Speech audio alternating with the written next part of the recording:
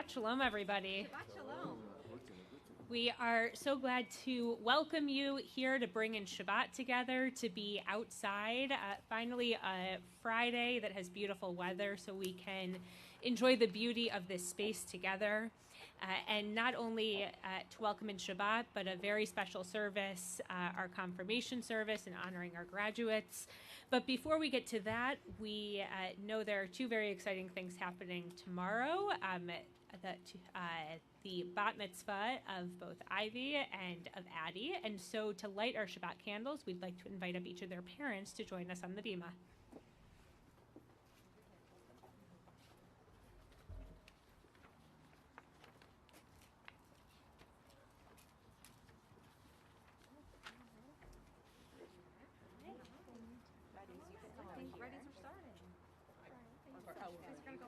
Okay. So over here. Oh, sorry. Okay. As we light these Shabbat candles, we link ourselves with the generations of our people who have kindled these holy flames. Time passes quickly, and we take this moment to pause and express our gratitude. We stand here as a family, with humility and with love for this occasion, for one another, and for being a part of this sacred community. As we participate in this age-old ritual, we embrace this moment as we move forward in the cycle of our lives. Yesterday we held our daughters in our arms, and tomorrow they will be called to the Torah as Bnei Mitzvah. These Shabbat candles remind us not only of the joy of this occasion, but they help us to see the light within one another and the strengths that each of us possesses. Grateful for all the precious gifts in our lives, we kindle the Shabbat lights.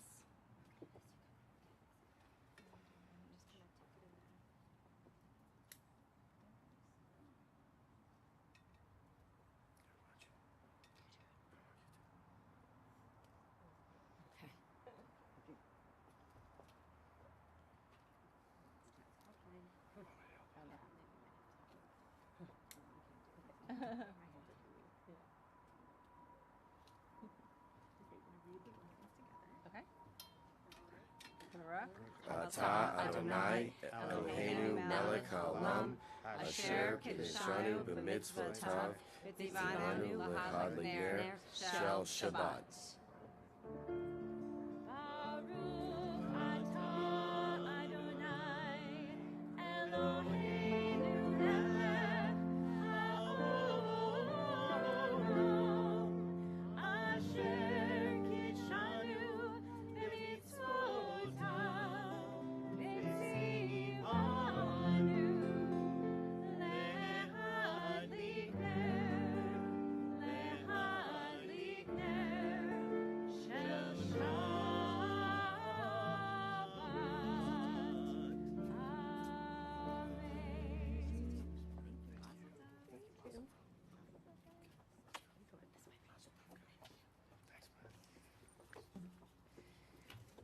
You may have heard that this evening we are celebrating the confirmation and graduation of young people who were once children and are now coming of age in a different way. It's not your bar and bat mitzvah, but it is a milestone in your Jewish lives and your Jewish journeys.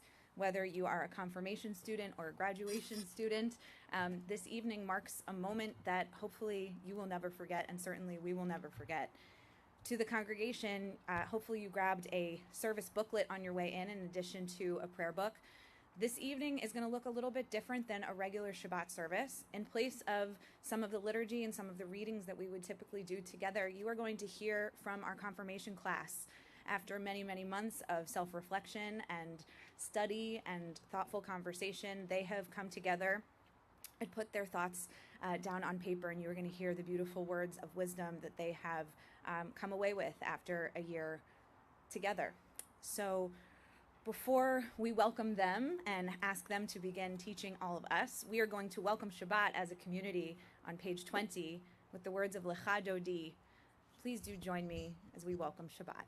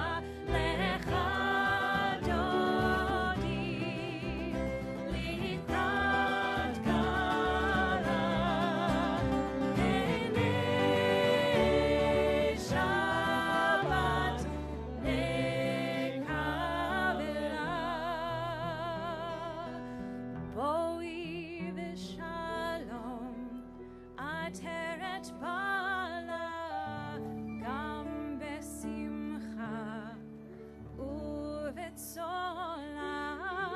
תוך אמונה עם סגולה בואי חלה בואי חלה לך דודי לקראת כלה הנה שבת נקבלה לך דודי לקראת כלה הנה שבת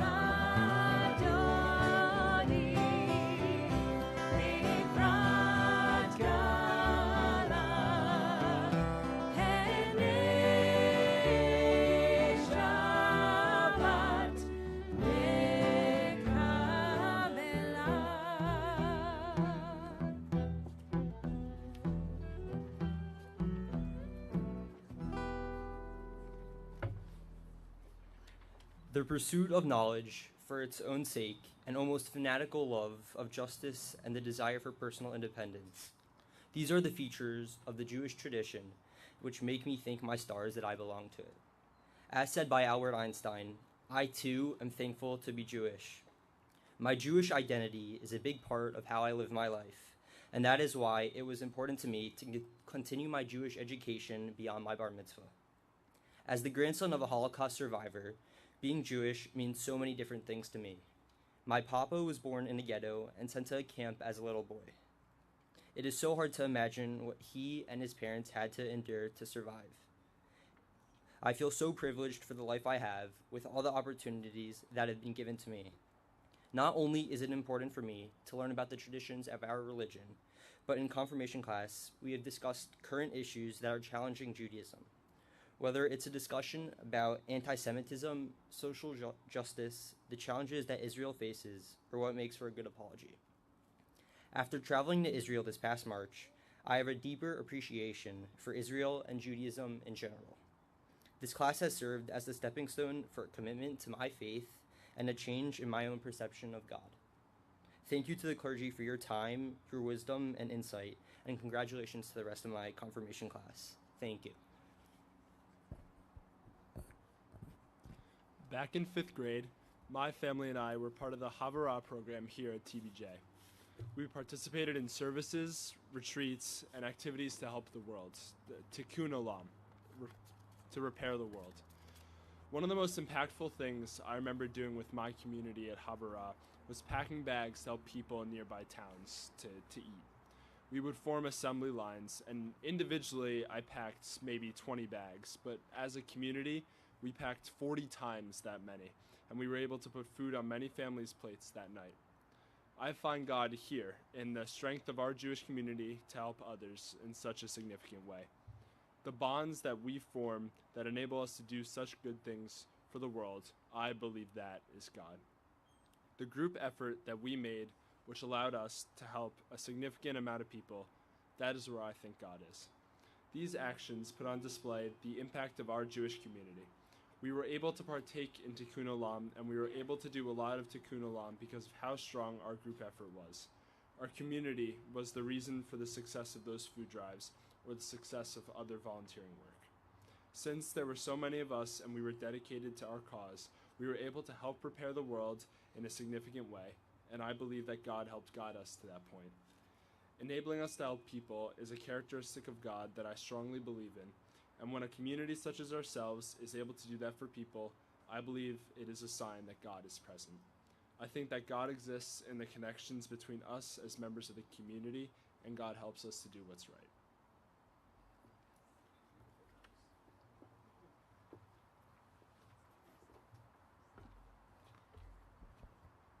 We'll continue with our call to worship, Baruch Hu, on page 146, and I'll invite you to please rise. Baruch Hu et Adonai HaMevorach. Baruch Adonai HaMevorach leolam vaed. Please be seated.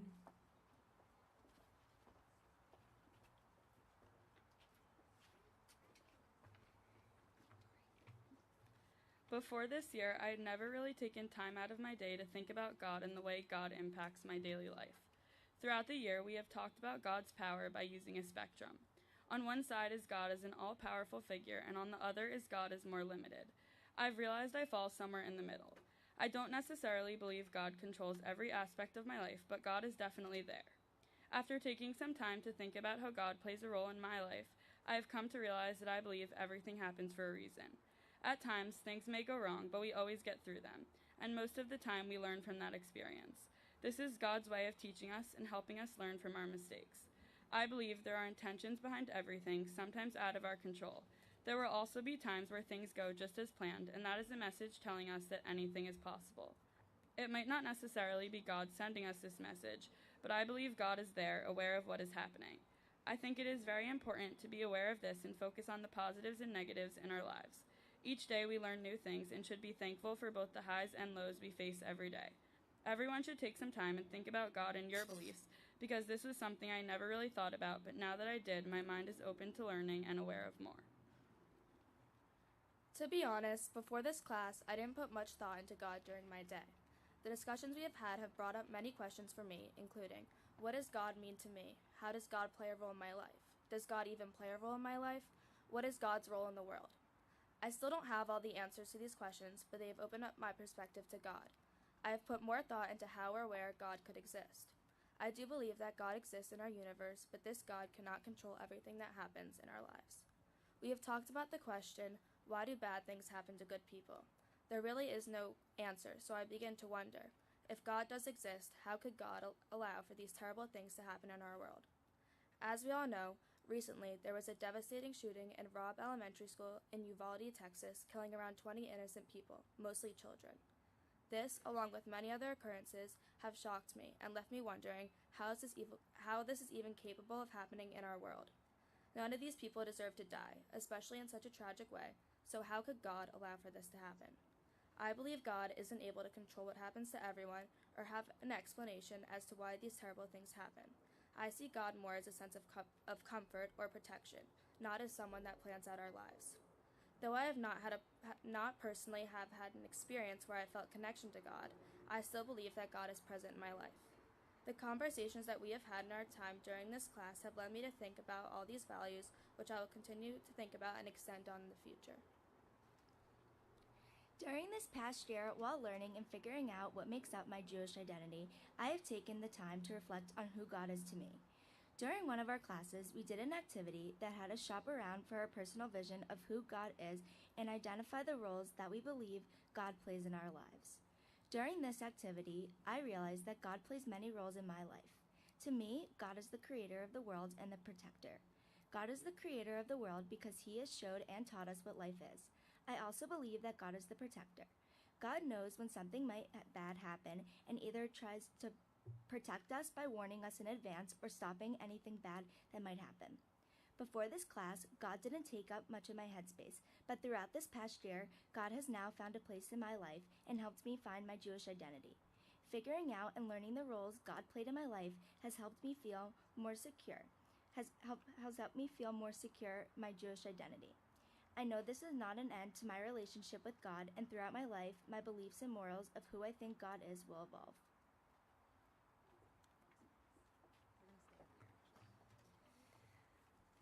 We're going to invite the congregation to rise, and as you do, I'm going to invite the confirmation class to the Bima to lead us in Shema.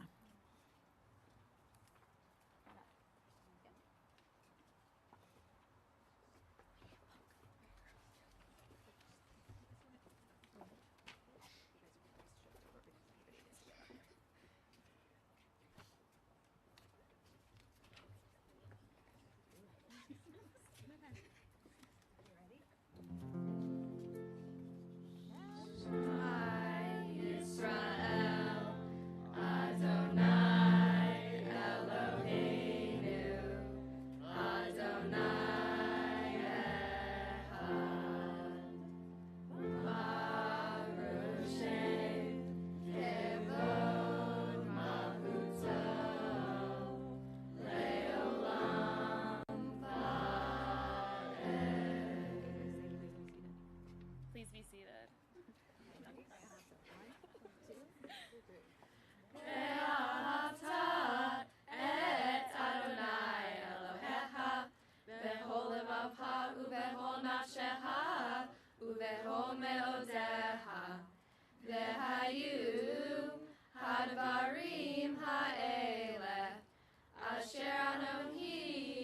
Nitzaveha, Hayom Alavaveha, Vishinatam Levaneha, V'dibarta bam, V'shivteha B'veiteha, Uvlechteha V'derech, Uvshokbeha Uvkumeha, Ushartam Leot Al Yadeha, V'hayu Letotafot B'neineha, Uvtavtam Al Mizuzot Beiteha, Uvishareha, Leman Tizkeru, Vasitem et Kol Mitzvotai, Veitem Kedoshim Elohehem, Ani Adonai Elohehem, Asher Hotzeiti Etchem Me'eretz Mitzrayim, Liot Lahem Elohim, Ani Adonai Elohehem.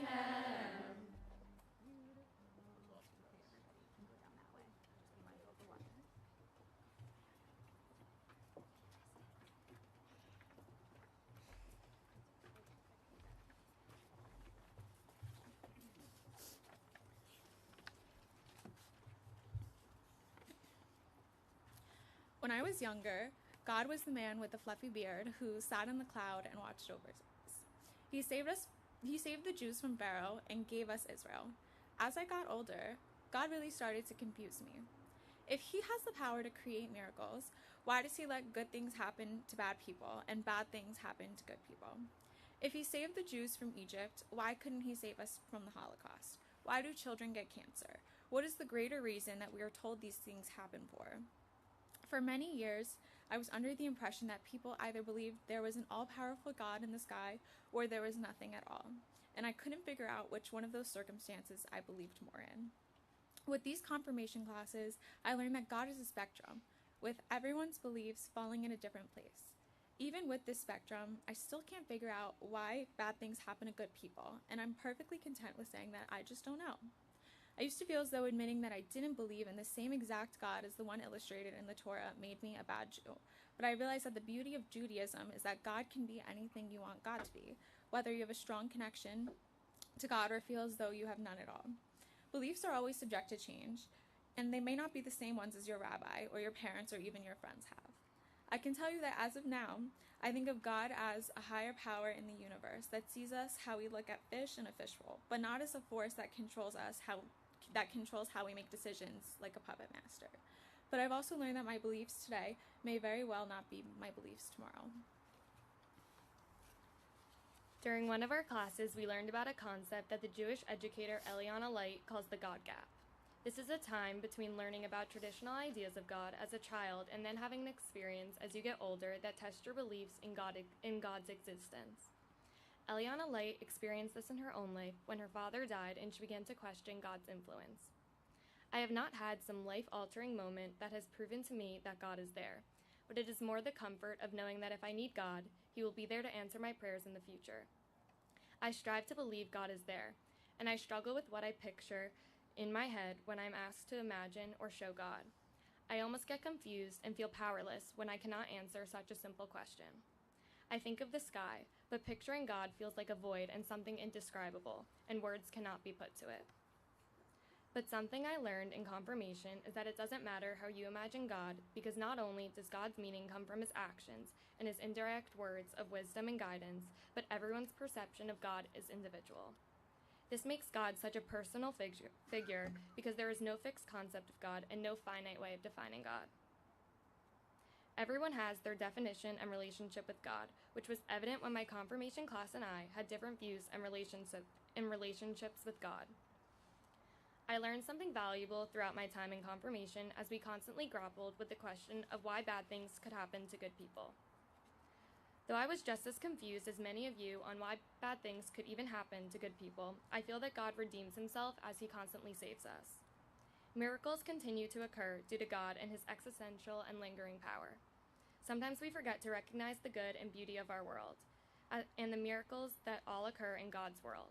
After all, God sees growth and opportunity, almost like God destroys a flower so that a new one can grow and later flourish.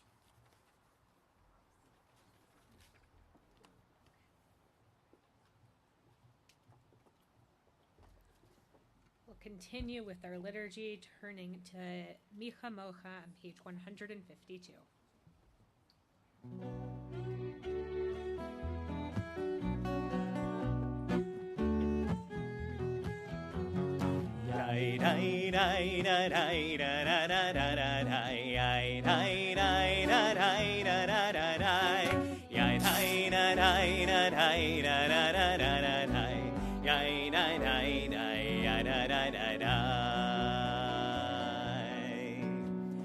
Mi kamocha ba'elim Adonai, mi kamocha nedar b'kodesh, Nora tehilot oseh velet, Nora tehilot oseh velet. Malchutecha rahu banecha, bokei ayam lifnei Moshe uMiriam, Zelianu ve'ameru, Zelianu ve'ameru, Adonai imloch le'olam va'ed, Adonai imloch le'olam va'ed. Yai dai dai dai dai dai dai dai dai dai dai dai dai dai dai.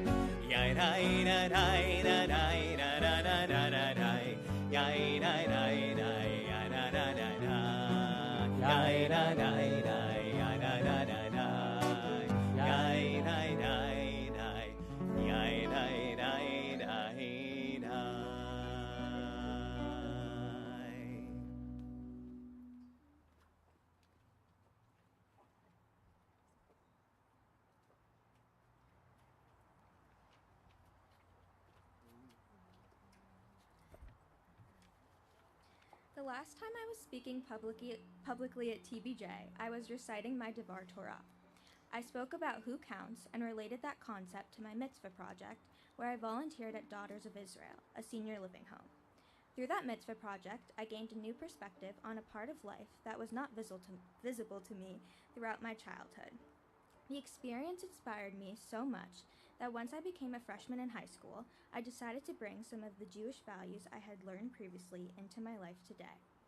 During this past year, I volunteered at another Jewish home called Leicester Senior Living. I formed strong connections with the residents there, and they have shown me a whole new take on Judaism. They shared Passover traditions that were important to them growing up, memories of their family Shabbats, as well as some of the prejudices that they unfortunately have had to face in their lifetimes. These experiences taught me to be thankful for the religion I was brought up in, and made me appreciate how I get to practice my beliefs as outwardly as I choose to in this day and age. While visiting Leicester Senior Living, I also had the pleasure of meeting Ellen. She was a resident at Leicester for a number of years, and through my conversations with her, she opened up to me about her life. She taught me about love, loss, and how to deal with cheating spouses. I hope I won't have to use that last lesson she taught me, but it was helpful nonetheless. Meeting her made me realize that I could take my love for seniors and broaden it. With the help of one of my best friends, Emma Glickman, who is also here today, we started a club called Generation to Generation. Our club provides outreach to senior citizens and allows them to form connections with Milburn students through letters, holiday cards, or in-person visits to nursing homes. My experiences at Daughters of Israel, and more recently at Leicester, have helped me realize that one of my biggest connections to Judaism is through acts of service and tikkun olam. In all honesty, confirmation class was a little tough for me because I do not exactly believe in God. While I've tried many times to have a connection to God, the intangible nature of God has left me constantly feeling unsatisfied. I've never been able to make the connection that seems so easy for others. What I have realized is that this does not mean that I do not love being Jewish or carrying out Jewish traditions and practices. Being Jewish is a very important part of who I am, and while I do not align with the spiritual aspect of our religion, the values it has taught me have shaped me into who I am today. Even if I may not be sure about my personal connection with God, without Judaism, I know I would never have been able to make all of these special and meaningful connections that are very important to me that I plan on continuing to maintain and grow. I want to thank Cantor Lucy, Rabbi Matt, Rabbi Karen, and Rabbi Leah for teaching me to realize all the meaningful connections Judaism has helped me create. For some reason, I wanted this speech to be really special. For weeks, random ideas have been popping into my head, and I've just written them down in my notes app. But when I sat down to write it, I had no idea what to say. Now, I could go on a timeless rant about community service, God, and other typical Jewish things, which, don't get me wrong, are very important to me, but I'd rather take my time to talk to you about it in a way that's only a little bit more organized than the random thoughts in my phone. At the beginning of this school year, we read a book called The Assistant in my English class, about a Jewish grocer named Morris living in post-war Brooklyn who only wants a better life for his family. Things seem to take a turn for the better when an Italian man named Frank shows up and becomes his assistant. There is a point in the book where Frank asks Morris about what it means to be Jewish. He wants to understand why Jewish people suffer so much. Morris says, if you live, you suffer. Some people suffer more, but not because they want. But I think if a Jew don't suffer for the law, he will suffer for nothing. Frank basically calls Morris a bad Jew for multiple reasons, one being that he does not close the store for Yom Kippur. Following our reading, my teacher posed a question to the class. Is Morris a good Jew or a bad Jew? Immediately after hearing this question, I felt a pit in my stomach. To be honest, I was totally confused and even a little bit uncomfortable. But I was even more confused when I saw everyone in my class prepared with an answer. I remember thinking to myself, I'm pretty sure I'm 1 out of 3 Jewish people in this classroom, so why is everyone raising their hands? What do they know about what it means to be Jewish? What even is a bad Jew? To me, there's no such thing as a good Jew or a bad Jew. There are so many ways to interpret Judaism. There isn't a set of rules that we're all supposed to follow. Oftentimes, people tend to believe that Judaism is a singular truth, right? Either you do more of it or you do less of it. Either you're religious or you're secular. But the truth of Jewish life is much more than this. I bet that most people sitting in this chapel have said something along the lines of, oh, you keep kosher for Passover, you're such a good Jew. Or, my family didn't even do a Seder, we're such bad Jews. To me, a Jewish person is someone who moves through the world in such a way that their Judaism changes their life as well as the lives of others. Just because you don't believe in God or don't do typical Jewish things does not mean that you're a bad Jew. Confirmation has not only helped strengthen this specific idea, but it has helped me remain consistent in my belief system. I feel that my beliefs have remained the same for quite some time now, and confirmation has taught me more lessons that I can say have built a far sturdier framework for those beliefs to build upon.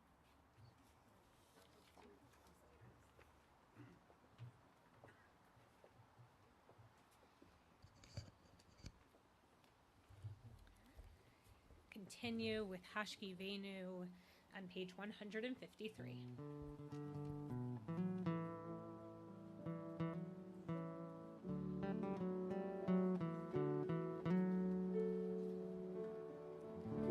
Hashki Venu Adonai Eloheinu L'Shalom, L'Shalom, V'ha'amidenu Shomreinu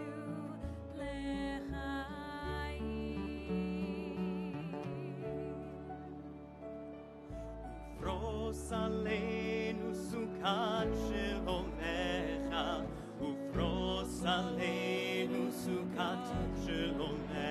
אמן, אמן.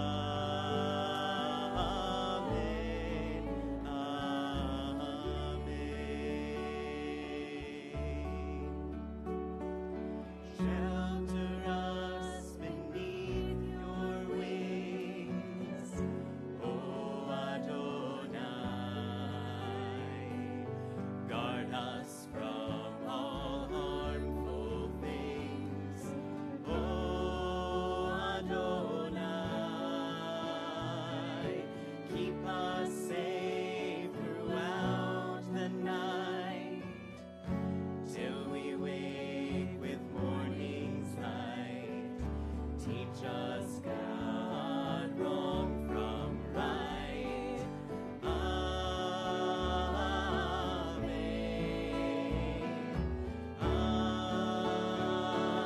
Amen. Amen. Amen.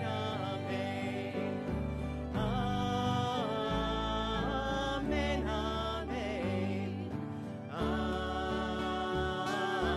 Amen.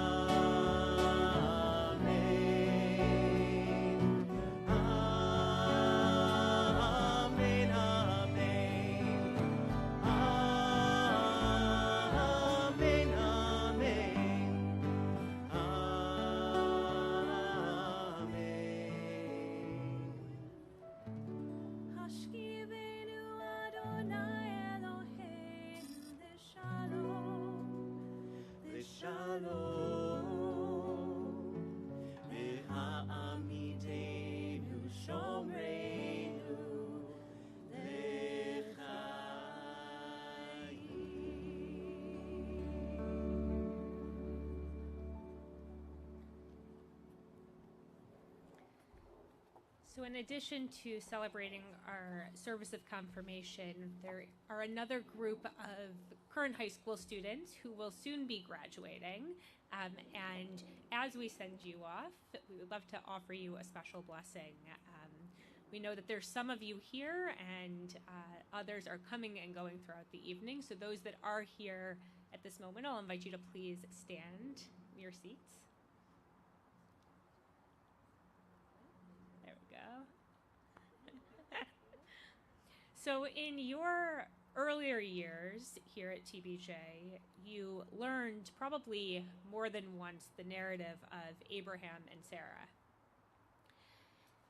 And in the Torah, God says to Abraham to go forth from your land and from your people and from your home to a place that I will show you. Abraham and Sarah left their home and embarked on their own journey. And soon you all will do the same, both physically as you enter new spaces and opportunities to learn, but also symbolically.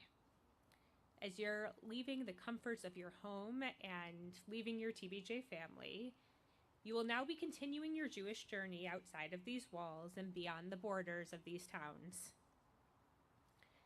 This will look and feel different for each of you. We encourage you to seek out what piques your curiosity, to take time to engage in community, and to continue to learn and add your own layers of Torah. And through it all, remember that the journey that you all began together. Remember your Jewish roots that have been planted here at TBJ, the roots of community, the roots of questioning, and of course, the roots of learning. So as you go on your way, we offer you this evening a blessing. The words are adapted by Naomi Levy. As you leave our protected walls, may you be blessed on this journey and in all your studies. May all the gifts hidden inside you find their way into the world. May all the kindness of your thoughts be expressed in your deeds.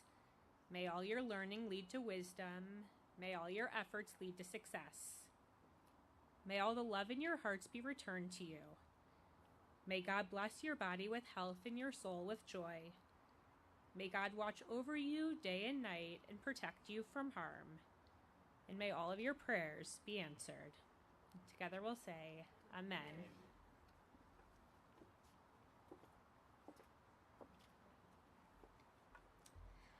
We're going to return to our prayer books, page 155.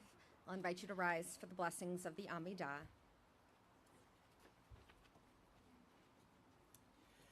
Adonai sefatai tiftachu fi yagid tehilatecha.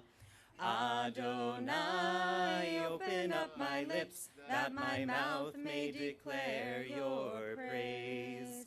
Baruch atah Adonai, Eloheinu, Elohei Avotenu v'Imotenu, Elohei Avraham, Elohei Yitzchak, Elohei Yaakov, Elohei Sarah, Elohei Rivka, Elohei Rachel, Elohei Leah, Ha'el Hagadol, Hagibor v'Hanora, El Elyon, Gomel Chasadim Tovim, V'Konei Hakol, V'Zocher Chasdei Avot v'Imahot, Umevi Geula Livnei V'neihem, L'ma'an Shemo Be'ahava, Melech Ozer U'Moshia U'Magen, Baruch Atah Adonai, Magen Avraham V'Ezrat Sarah, Atah Gibor Le'olam Adonai, Mechayei HaKol, Atah Rab Lehoshia, Mechalkel Chaim Bechesed, Mechayei HaKol Berachamim Rabim, Somech Noflim Verofech Olim, Umatir Asurim, Umekayem Emunato, Lishenei Afar, Michamocha Baal Gevurot, Umido Melach, Melech Memit Umechaye, ומצמיח ישועה. ונאמנתה להחיות הכל. ברוך אתה אדוני מחיי הכל. אתה קדוש ושמך קדוש, וקדושים בכל יום יהללוך סלה. ברוך אתה אדוני האל הקדוש.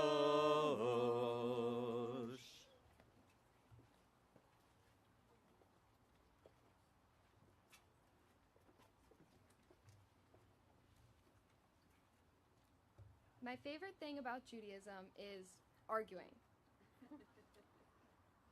Unlike most religions, I can actually disagree with the Torah, or with God, or with pretty much anything else Jewish related. With God, I even like to think that our arguing brings us closer, because every time I ask myself why God would let something bad happen, I am simultaneously acknowledging that God exists and is present in my life. In confirmation class, I learned about a concept called machloket l'shem shamayim, which means a disagreement for the sake of heaven. In this disagreement, both sides put away ego and power and argue with the purpose of reaching an impactful truth. A few weeks after learning about this concept, I chose not to get involved in an argument with a peer over the school dress code. I knew that he felt strongly about his position and that I felt strongly about mine. It wasn't an easy decision not to argue. I wanted to show him that the dress code was flawed and that it unnecessarily targeted girls at our school and that none of it was fair. But most of all, I wanted to prove him wrong. I wanted to have that personal satisfaction, that ego boost. And that's why I chose not to argue. If I had continued to argue with him, it wouldn't have mattered who was right or who was wrong, because we wouldn't have learned anything, only reinforced our previous belief. This is not to say that my Judaism prevents me from speaking up about something when I feel strongly about it. I've never been shy about voicing an opinion and will not stop now. But it taught me a very valuable lesson. That being, if you go about an argument only wanting to be right, you can never reach any impactful truth, which ultimately should be the goal of any good argument. In my arguments with God, I can never argue with the purpose of being right. Inherently, I respect God too much to assume that I would be in the right and not them. I can only argue with God to understand our world and why sometimes bad things happen. As machloket l'shem shamayim has taught me, if this same respect is extended to the people around me, I can facilitate thoughtful discussions and work together to understand any impactful truth. So, as I go through life and inevitably argue, I can better the world by applying my Judaism and arguing with a respect and an open mind, or not at all. Before confirmation class, if someone would have asked me, "What is your connection with Judaism?" I could have answered this question perfectly. I've always been proud to be Jewish, and it has always been an important aspect of my life. From as young as I can remember, I have been spinning the dreidel on Hanukkah, lighting the candles, singing Jewish songs, and had been accustomed to hearing my grandparents speaking Yiddish words. Therefore, whenever anyone asked me what I enjoyed about being a Jew, I always said the cultural aspect of Judaism, because when I think of Judaism, I'm reminded of some of the most amazing times I've had with my family on Jewish holidays. This year, in confirmation class, I was asked to think about the cultural aspect of Judaism, as well as whether or not I believed in God. To be completely honest, I hadn't thought of the second question until recently. I was in the car with my mom when I found out that my grandparents got COVID. I felt scared, and all that was running through my head was that I hoped they would get better. I found myself praying for their health, and I did not even realize until after they healed that I was really praying to God. This was my first time I could actually remember praying to God. I feel extremely grateful for confirmation class, as it has helped me solidify my cultural understanding of Judaism, as well as explore my understanding of God. Shabbat Shalom.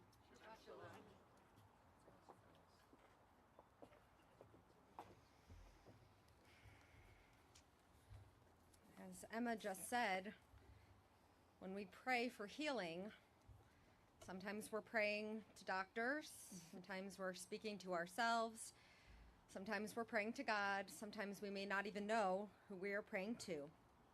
But each time we pray, we come together and we think of those in our lives, our circles of community and family who are in need of a blessing of healing. On this Shabbat, we think of the following members of our community Chava Sarabat Leah, Cindy Baker, Erwin Baker, Maurice Clark, Ada Barbara Corvelli, Moshe Daniel, Marcy Goldsmith, Elliot Goldstein, Rick Graft, Larry Hollander, Eliana Leora Bat Shoshana Leah, Julie Levine, Naomi Batsara, Alan Rothfeder, David Rothman, Teresa Schlossberg, Phil Schlosser, Tammy Schwartzberg, Shmuel Ben Rivka, Barry Suskind, and Johnny West. To those names, I will invite you to add the names of people you may be thinking of. So as my eyes meet yours, my hand comes across the community. Feel free to share a name with us, and if you're so inclined, your relationship with that person, so we can pray together. Prayers for healing. Alex. Thank you. Fred. Thank you. Jason. Thank you. Patty.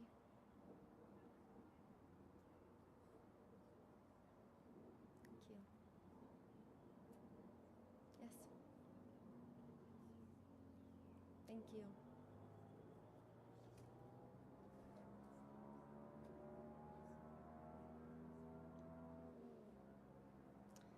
Baruch atah Adonai Rofei HaCholim. We praise you, Adonai, our God. We call you the healer of those who are sick.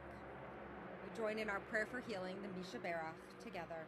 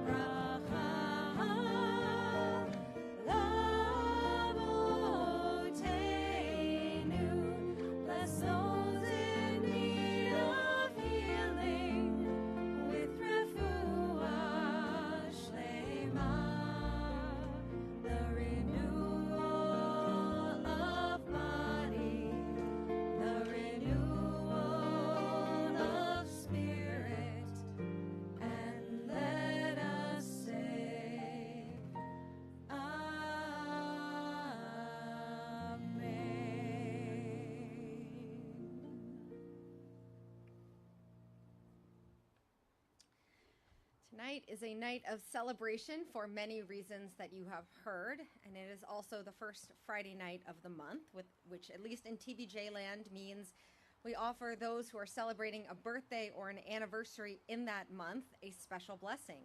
So if in the month of June you are celebrating either a birthday or an anniversary, I'm going to invite you just to stand where you are and receive a special blessing. Don't be shy. Don't be shy.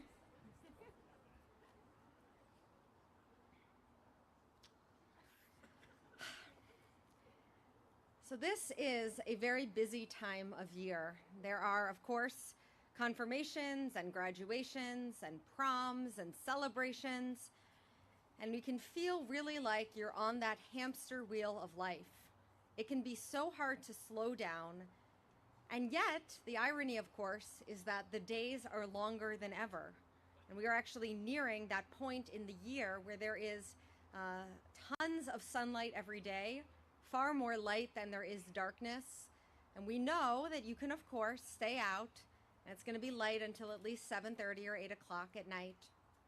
I say all of this because this is a time when you were born, or when you entered into relationship and love and marriage, where it is easy for this to be a day that you pass by.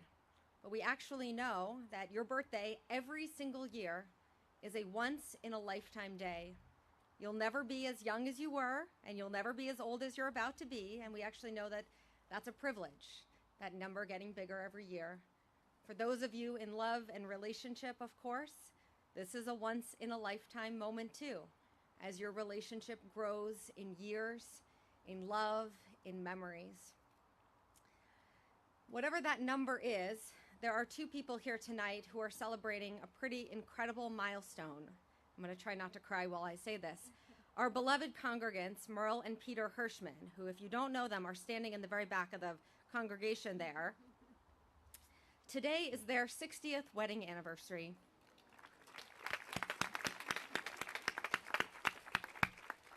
I was going to say, I remember the 50th. I don't remember any before that. But I will say that as I get to bless all of you, I only hope that we are as blessed as the two of you are. To have family, to have beloved friends, to be in good health, to be in wonderful company, and to get to be together in this beautiful place. So dear God, bless all those who are standing here. Bless their family and friends. May they remember this once-in-a-lifetime moment. And we sanctify this moment with words of blessing, the words of Shehechianu.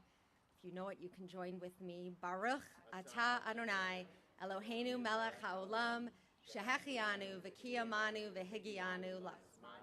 Dear God, thank you for creating us, sustaining us, and bringing us to this once-in-a-lifetime moment in the cycle of our lives. As together we say, Amen. Please be seated. We continue praying for peace, something we need so badly in our world. Page 164, Shalom Rav.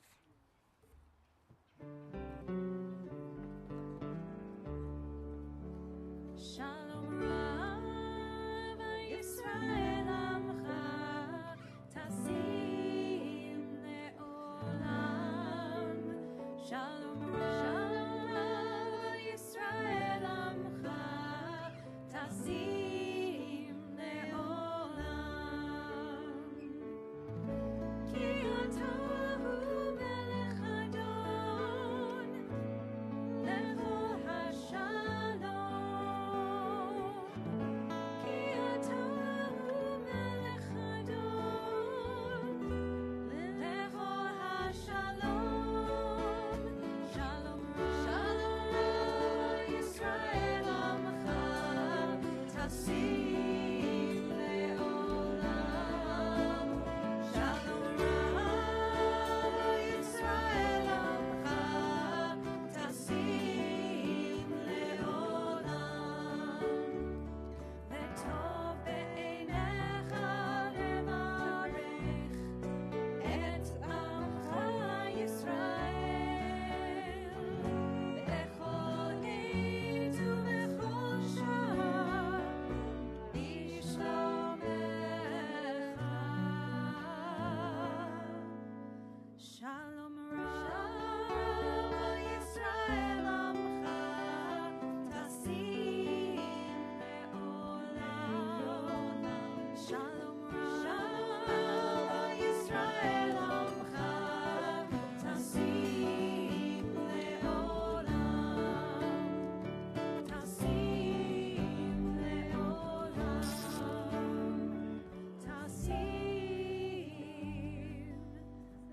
Le'olam.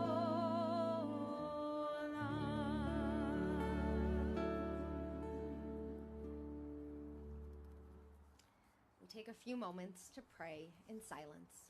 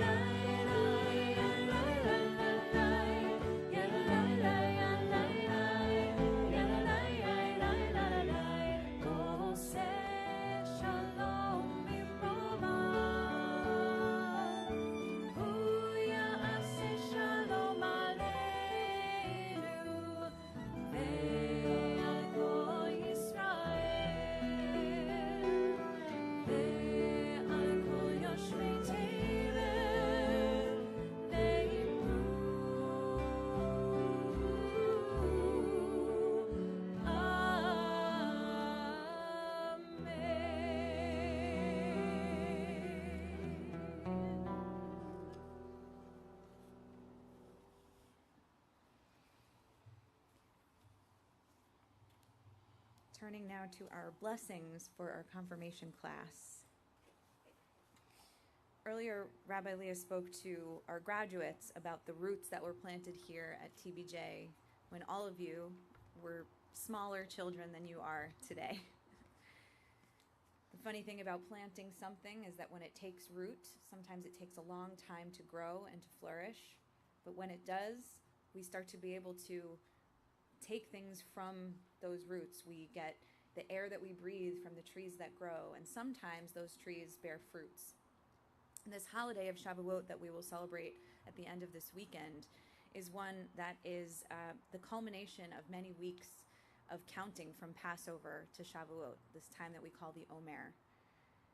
And this holiday is actually referred to as Chag HaKatsir, which is the holiday of the harvest, of the ingathering of all of these fruits and all of these crops that would have grown after all of this time. And so I will admit that when I first entered the classroom of the confirmation class, the conversation was not always flowing. Some topics were easier than others to get you going with. But eventually our sense of community took root. Something started to grow. And what we've heard tonight is the fruits that have been born out of all of that time, that reflection that you have spent your Sunday mornings giving to us and to each other. It's been a real privilege for me to be your teacher, not only this year, but for many years. This is one of the first confirmation classes that I can remember. You were actually, when I got here, you all were, I think, 9 years old, and now here you are as high school students. And so for me, it's been really a privilege to watch you grow, to watch you take root as people. And so as we bless you tonight, I hope that the seeds that have been planted throughout this year are always able to grow and flourish, recognizing that they never stop growing. I think a few of you said this, that this is something that you will always have the opportunity to come back to. Judaism, community, your relationship with God, it's evergreen, and it's always here for you, as are we. So thank you for all that you have taught me.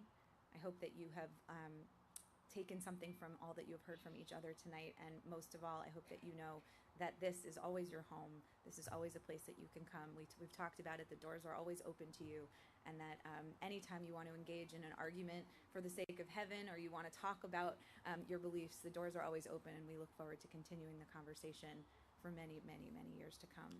So thank you to all of you. Mazel tov to all of you, and I'm now going to turn it over to Rabbi Matt. Thank you, Kenner Fishbein. Shabbat Shalom, everyone. Before I turn to the 11 of you, I have to say, you have to stop asking about the prayers for the Rangers tonight, folks. I mean, I could pray for the Rangers like I pray for rain or sun, so I'm a very, very, very big Rangers fan, and I'm totally behind them. But let's put our prayers where they belong and our sports affiliations where they belong. So let's go Rangers. Not a prayer, just a cheer. So the 11 of you, this is going to sound strange to you, but we've sort of grown up together. And what I mean by that is that I realized today that you are 15 or 16, and I'm here 16 years. And I specifically remember that because, where are you, Tori? You're on your way out. So Tori Lampkin was my, I think, second baby naming Michelle and John, something like that. And it was my first, John says. He likes to be first. So at Epicessin, and Tori, I'm embarrassing you again because your dad, a lot like me, the women are much stronger in our families than we men are, because John and I cry a lot. And John was, your dad was crying at the baby naming, and probably because they knew someplace that we blink our eyes, and 16 years later, here we are at confirmation. It really does go fast. I'm going to tell you guys the story that I know that I told, because there was a certain story I told in those days for baby namings. And Tori, this is the story that I told, and she's trying to get out of here. I know you have to be someplace, so it really is okay. My son's still coming from practice, so you go where you have to go. It's totally fine. But the story is that when God was at Mount Sinai, God said to Moses, before I give you this Torah, I want some kind of guarantee that you're going to do the right thing with it.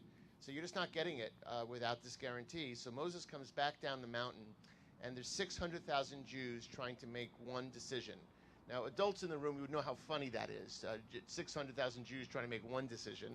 And so they start fighting and arguing, and someone says, I know what to do. Let's offer up the prophets. The prophets will be our guarantee. Moses goes back up the mountain and says to God, the prophets are going to be the guarantors. And God says to Moses, I love the prophets, but I could see way further into the future than they can. That's not going to work. Moses goes back down the mountain again. They start arguing even more so, and someone says, let's offer up the elders. They're incredibly wise. Moses goes back up the mountain and says to God, the elders. And God says, I love the elders, but I'm far wiser than they are. That's not going to work. And like a baseball player, basically they said, you have one more shot, 3 strikes, and you don't get the Torah. So Moses comes down and says, this is it. Like, if we don't have the answer, this is over.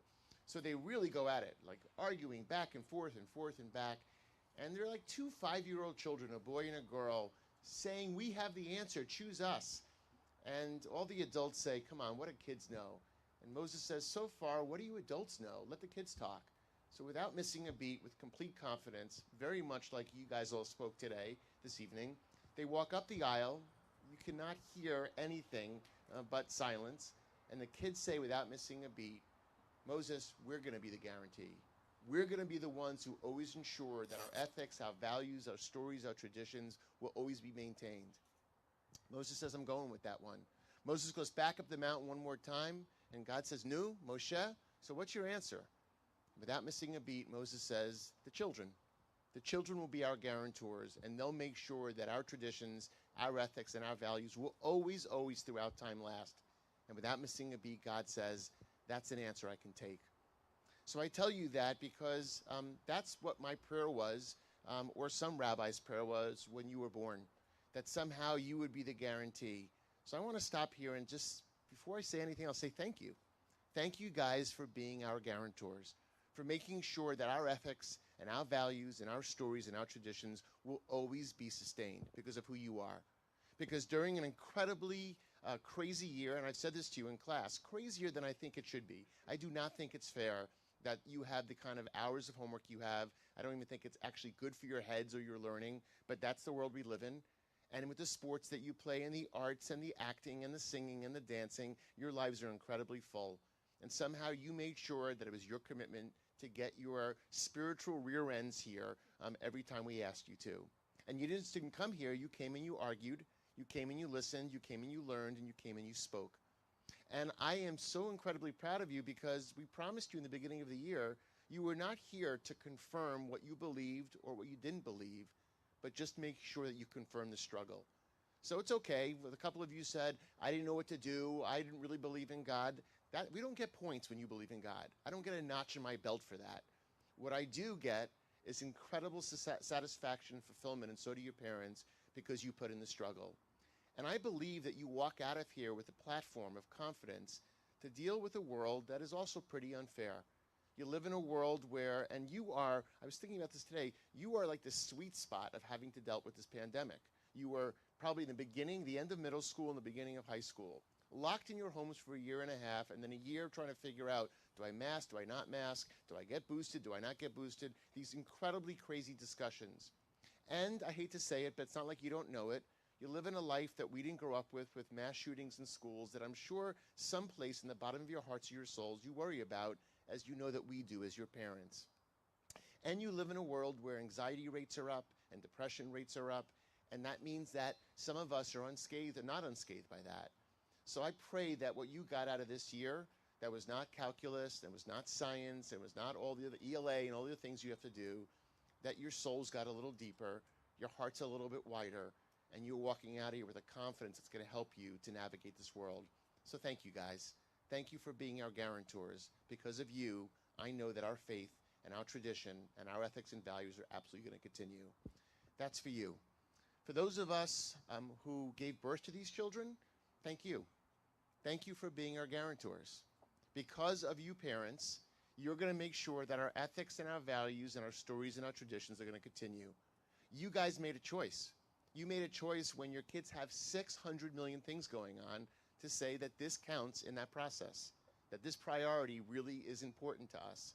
And because of you, what you saw tonight, and I saw you felling because we were right there with you, these were not make-believe speeches. These were deep, extraordinarily intellectually curious, spiritually navigating kinds of speeches that are there because of who you are as parents. So thank you for being the guarantors of our faith.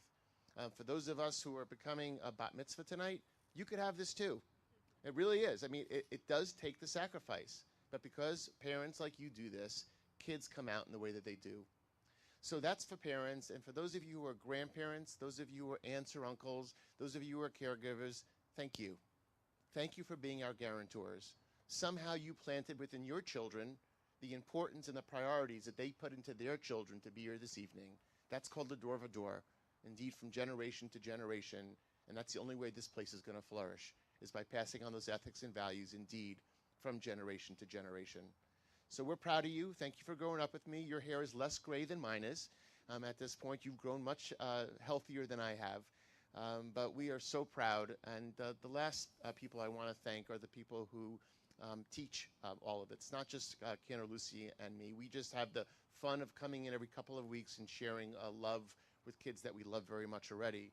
But to Abra Lee, who is our educator and teaches us what it means to teach, thank you. You yourself were in these seats as a student at one point, not just a few years ago. I know, you have the gray also. We got it. This is what happens. We're all getting used to it, Abra. So thank you for being here, for returning home, and for helping to cultivate what you and I both know are incredibly important. Thank you to our clergy team, who puts in more hours than any of you will ever know. All of you, Cantor Stahl, our Cantor Emeritus, who's here, who's known you before you were born. If I knew you when you were born, he knew you before you were born. So thank you to all of you. We couldn't be without you. And folks, for those of you who've been around TBJ and confirmation, 175 next year. So you're our 174th class. We have a 175th class coming up next year, which is just incredible. So we're going to stop talking. We're going to ask you to line up the way that I'm sure you were taught by Cantor Lucy to line up, and we are going to have the absolute honor and privilege of blessing you. We ask the congregation to please rise as the ark is opened. And Abra Lee, please open the ark.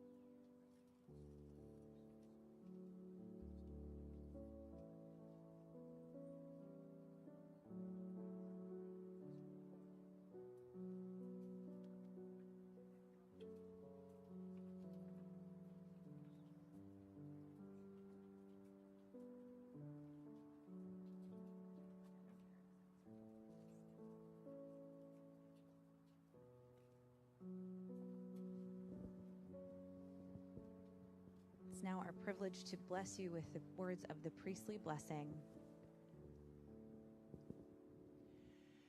יברכך אדוני וישמרך.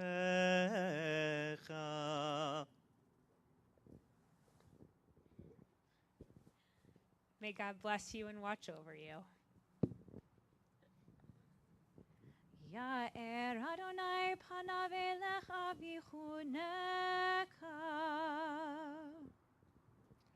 God's light shine upon you, granting you compassion. Yis Adonai panav elecha v'yasem lecha shalom.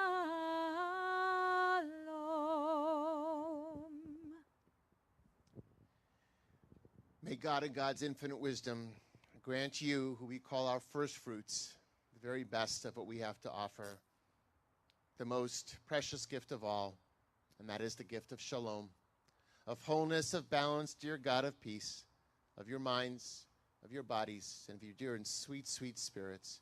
As together as one congregational community, we say, Amen. Mazel tov to you, mazel tov to your families. All right. Simmen tov, mazel tov, mazel tov, simmen tov, mazel tov, mazel tov, simmen tov, mazel tov, simmen tov, Yehelanu. Simmen tov, mazel tov, mazel tov, simmen tov, mazel tov, mazel tov, simmen tov, mazel tov, simmen tov, Yehelanu.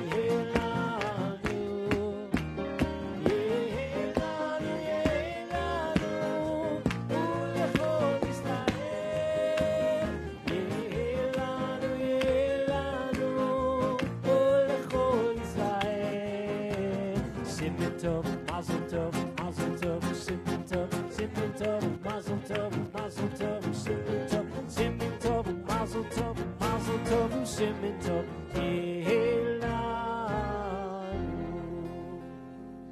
I'm going to invite you to remain standing, turning back in our prayer books, page 282, for the words of Aleinu.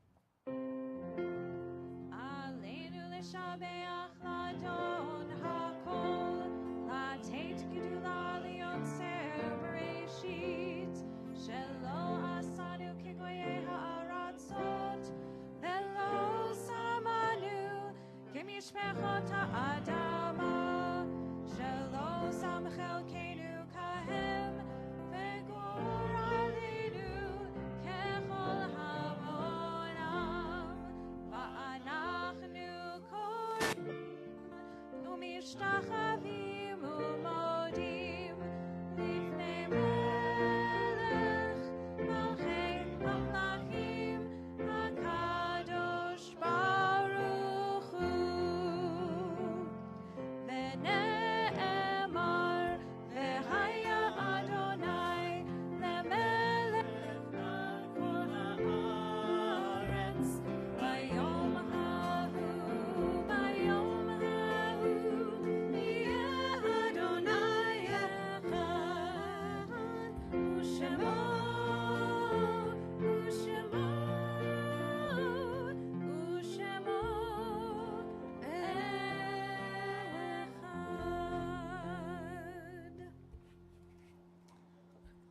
At this point in our service, we come to the words of the mourner's Kaddish. These words honor the lives of those in our families who we have lost. As part of honoring their memories, only if you are so inclined, we invite you to rise when you hear the name of someone you are remembering.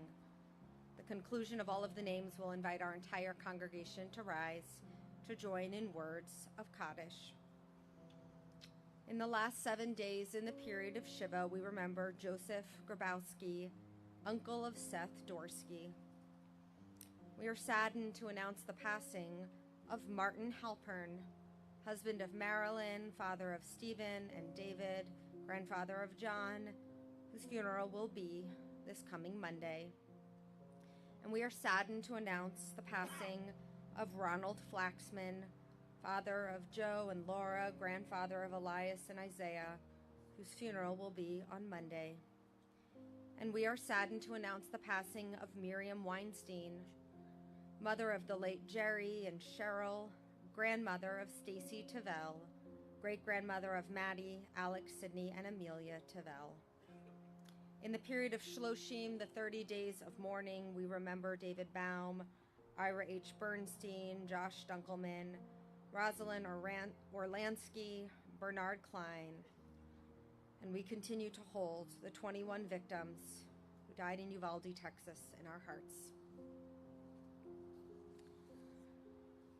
On their anniversary of passing this Shabbat, their yahrzeit, we remember David Beckerman, Hattie Beitman, Rose K. Blumenfeld, Bertha Bresky, Saul Cohn, Bessie Cohn, Mortimer Davis, Edward I. Deutsch, Louis Duchin, Stephen R. Ehrlich, Albert J. Fechner, Robert Feilbogen, Naomi Graubard Fisher, Leopold Fleischman, Dr. Sidney Gell, Evelyn Golden, Joseph Griebel, Seymour R. Gross, Louis W. Grada, Benjamin Harris, Leopold Isserman, Benjamin B. Jacob, George Victor Jacoby, Albert Irving Krupnick, William Landersman, Morris Lichtenstein, Solomon Maybaum, Franklin Perlmutter, David Pressman, Gertrude E. Radow, May Rockman, Hy Roth, Joseph Schragen, Ruth Sherman, Joel Steyer, Otto Sickle, Dr. Herbert W. Simpkins, Penny Spies, Martin Stahl, Albert Steiner, Eric Steiner, Elizabeth Straitman, and Morris Weinstein. Zecher Tzadik Livracha, may each of their memories ever be for a blessing. We rise as one sacred community for words of Kaddish, page 294. Yitgadal, Yitgadash, Shemei Rabbah, Be'alma divrach Hirute v'yamlich malchute, v'chayechon uvyomechon uv'chaye dechol Beit Yisrael, ba'agala uv'izman kari v'imru amen. Yehi Shemei Rabbah mevarach leolam olamel maya, Yitbarach v'yishtabach v'yipa'ar v'yitromam v'yitnaseh, v'yitadar v'yitalev v'yithalal Shemei dekudsha brichu, Ela min kol birchata v'shirata, tushbechata v'nechamata, da'aminram be'alma v'imru amen. Yehi shlama rabba min shemaya v'chayim, aleinu v'el kol Yisrael v'imru amen. Osei shalom b'imromav, Huyasei shalom, aleinu v'al kol Yisrael, v'imru, amen. May the one who creates harmony on high bring peace to us and to people everywhere. Together we say, amen. Please be seated. I hope you took an order of worship as you walked in. Lots still going on before the end of this year. Just a couple of things to announce, but take your orders of worship for all of these announcements. Our Yizkor service will be Sunday morning at 10:30 in the morning. And next Shabbat, we will have the opportunity to install our new congregational president and to thank our outgoing president, Craig Parker, for his years of service, as well as other board members. On Sunday afternoon, we will actually be at the first ever Livingston Pride Picnic. So if you're in Livingston, 4:30 in the Oval, come and find us. Again, lots of exciting things happening before the end of the year, two of which will be at 10 o'clock tomorrow morning, as we will invite Ivy and Addie, who will be called to the Torah in separate services, but at the same time. So we want to invite you up to the Bima to make Shabbat evening Kiddush and Motzi. These Kiddush cups that you are getting are gifts from our congregation's Women's Association and Brotherhood, and I hope that the sweetness in them on this day will be sweetness all the days of your life, and remember this very special time. So, Mazel Tov to you, and I'm going to put you right in front of the next one. Okay, count of three, ladies. Ready? One, two, three. Baruch atah Adonai, Eloheinu melech haolam, Borei peri hagafen. Baruch atah Adonai, Eloheinu melech haolam, Asher kiddushanu v'mitzvotav v'ratzavanu ושבת קודשו באהבה ורצון הנחילו לנו זיכרון למעשה בראשית כי הוא יום תחילה למקראי קודש זהר ליציאת מצרים כי בנו ואהבת ואותנו קידשת מכל העמים ושבת קודשך באהבה וברצון הנחלתנו ברוך אתה אדוני מקדש השבת.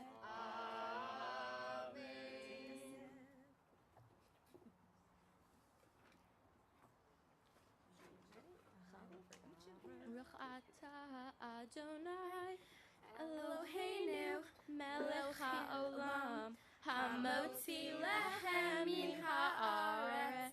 אמן.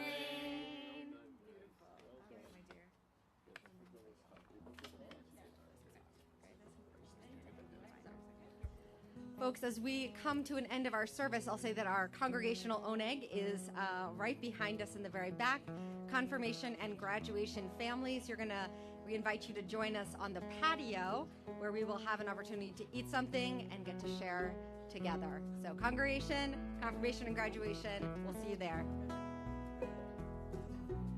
Sweet as honey, sweet as honey, sweet as honey on our tongue.